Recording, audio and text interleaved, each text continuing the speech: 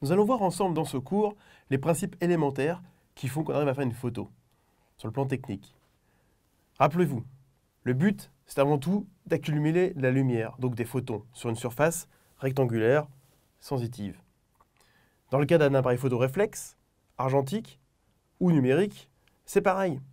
Dans un cas, c'est juste que la partie sensible va être une pellicule qui va avoir une réaction chimique nécessaire pour le traitement ultérieur. Et si c'est numérique, c'est un capteur qui va transformer le signal lumineux en signal électrique. Ne confondez pas compact et réflexe, argentique et numérique.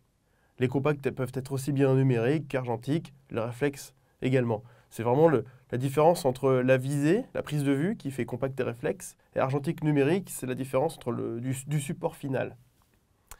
Donc, qu'est-ce qu'une photo?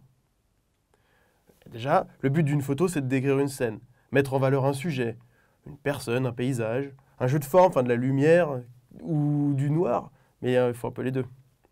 Donc l'appareil photo est l'outil qui va permettre de convertir notre perception dans ce petit rendu rectangulaire. Il nécessite l'usage de paramètres. En fonction du type de photo que nous recherchons, il y a plusieurs façons de procéder pour arriver à une fin appréciable. Le but de ce cours est de les aborder tout en apprenant à se servir de son outil. Pour vous expliquer la création d'une image, j'aime beaucoup la comparer avec une simple feuille de papier, un crayon et mon sujet, une pièce de monnaie. Je veux pouvoir dessiner ma pièce sur ma feuille à partir de mes paramètres. Et je vais simplement mettre la feuille sur ma pièce. Et en frottant, je m'aperçois que la pièce apparaît. Je m'aperçois également que si jamais je frotte et puis que je bouge un petit peu la feuille en même temps, ma pièce ne va pas être correctement restituée. C'est un peu l'équivalent du flou de bouger avec mon appareil photo. En prenant un crayon plus gras, ça va mieux marquer, donc je vais réduire le temps d'impression. Cette petite démonstration nous permet en fait de concrétiser les paramètres existentiels d'un appareil photo, que l'on représente généralement sous forme de triangle, le triangle de l'exposition. On va commencer par l'ouverture. L'ouverture, c'était en fait l'équivalent du gras du crayon dans notre petite démonstration. Elle permet en fait, grâce à un diaphragme dans l'objectif, de contrôler le débit de lumière. Donc, plus j'ouvre, plus j'ai de lumière.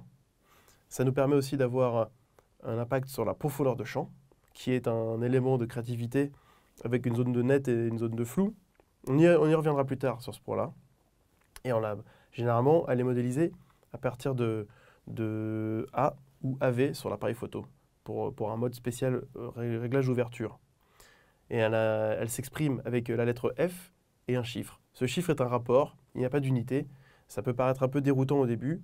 Ce qu'il faut savoir, c'est que plus le chiffre est petit, plus on a de la lumière, plus le chiffre est grand, moins on a de la lumière.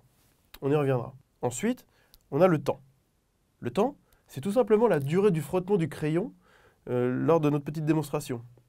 Sur les appareils photo, sur la molette des différents modes, elle est généralement modélisée avec un TV, comme time value, ou S, qui veut dire shutter.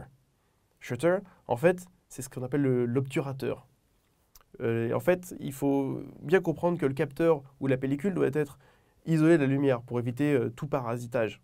Sinon, ça ne va pas bien restituer l'image. Donc du coup, on va ouvrir cette petite boîte noire au dernier moment. Voilà.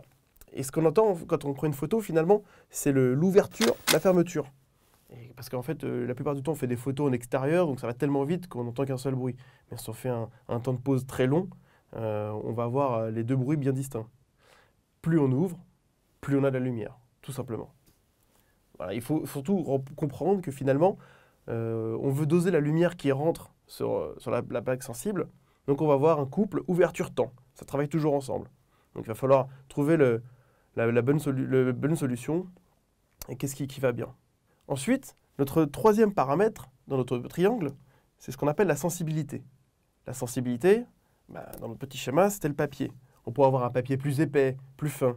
Ça va nous permettre en fait d'avoir un impact finalement sur le couple temps-ouverture. Quel est le plus important, vous allez me demander?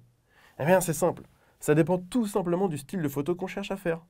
Une photo en basse lumière, ou alors on n'a pas de contraintes de flou, on va pouvoir prendre un trépied et avoir des traînées de lumière.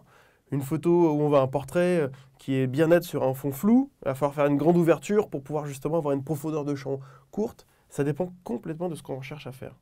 On verra ensemble justement des différents types de cas de figure et comment y arriver. Ça y est, on a enfin compris comment avoir une photo ni trop claire ni trop sombre. Elle est parfaitement exposée. Mais ça ne suffit pas. Il y a un dernier point que j'aimerais quand même qu'on comprenne avant de pouvoir commencer à faire des prises de vue. C'est qu'en final, je vois trop souvent des gens prendre des photos et là, hop, il faut leur mise au point sur leur sujet central. Moi, je suis avec mon ami, j'ai un joli fond derrière. Et bien, en fait, peu de gens savent qu'en appuyant en moitié, ça fait la mise au point. Je décale et j'ai ma photo avec mon ami qui est nette, en valeur, et le fond derrière.